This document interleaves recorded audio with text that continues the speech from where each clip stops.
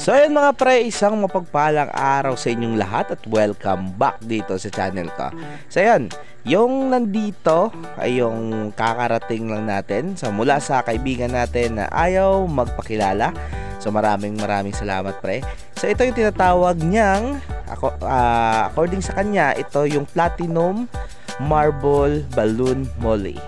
So also known as Marble Molly na lang in short. So nakikita nyo, ayan. So dalawang pair yung nakuha natin sa kaibigan natin. So yung male na isa ay medyo kakaiba.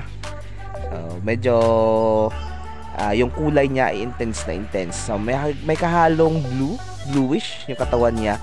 Pero yung isang male ay halos katulad ng mga female. So ayun mga pre, ito yung bagong set ng breeder natin. So ito yung target natin na paramihin.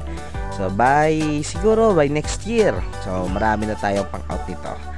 So dito ko muna sila nilalagay mga pre kasi i-condition ko muna.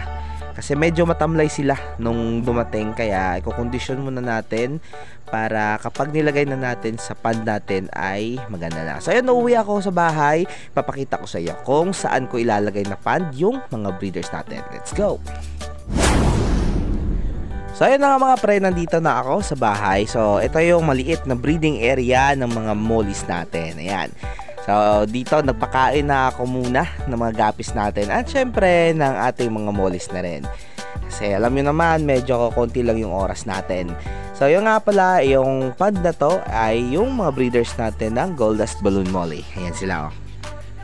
Yan, so pasensya na kayo, nag-reflect sa araw. So ito naman yung mga breeders ng Platinum King Balloon Molly. Ayan. So malalaki na. At pregnant na yung dalawa dyan.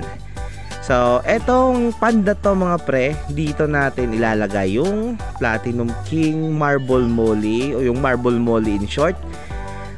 So dito nakalagay yung mga grow out ng ating Gold Dust Balloon Molly. So ita-transfer natin sila.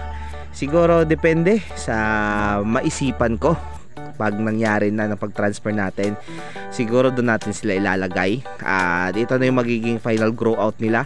At doon yung mga Platinum King Balloon Molly natin na dino-grow out. So ayan, papatong tayo dito.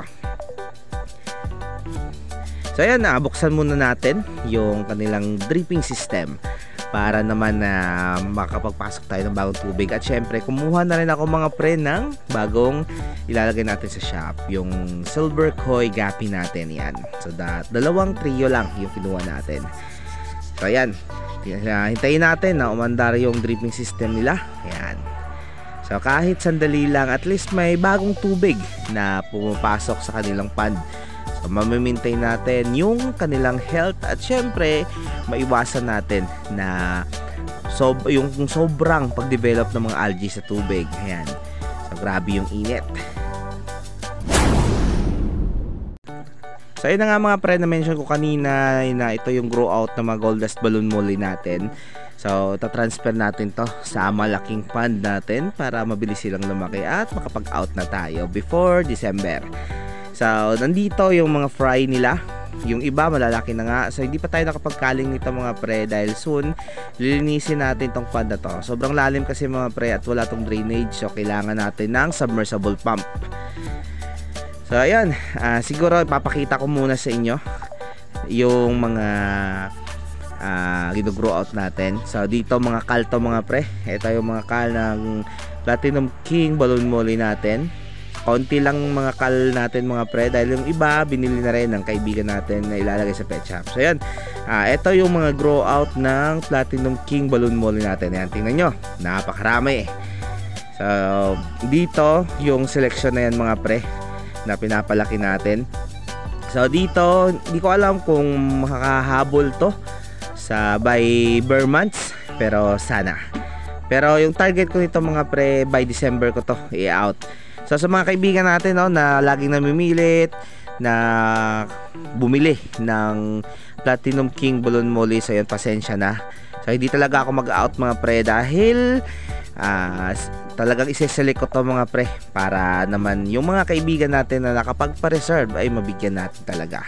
So wala munang tingi-tingi, at papalakihin muna natin sila sa tamang size nila bago natin i-out para hindi ako lugi at syempre hindi rin kayo lugi. Pero bibenta natin to sa affordable price lang.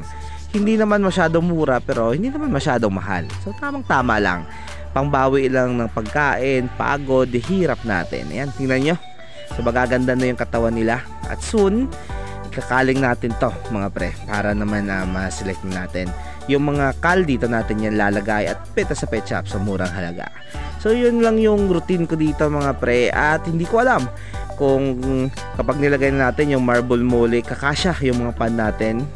Tingnan nyo naman yung pan natin, konti lang at maliliit pero sana hanapan natin ng paraan. So ayun mga pre, anyway nakapagpakain na ako sa kanila at goods na sila. So siguro mga 5 minutes pa bago ako umuwi. At least nakakapagpapasok ako tayo ng bagong tubig sa ating mga pond. So wala naman akong gagawin dito. Nakapagpakain ako ng guppies at all goods na. Siguro sa Sabado magta-transfer tayo.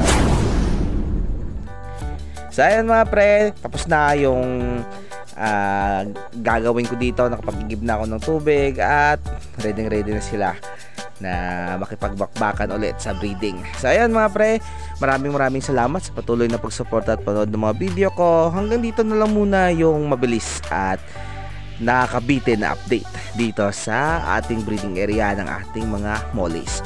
So sana makapagparami tayo ng marble mollies na gaya nito, gaya ng pagpaparami natin ng Picky BM natin. So ayan mga pre, maraming salamat. Hanggang sa muling video.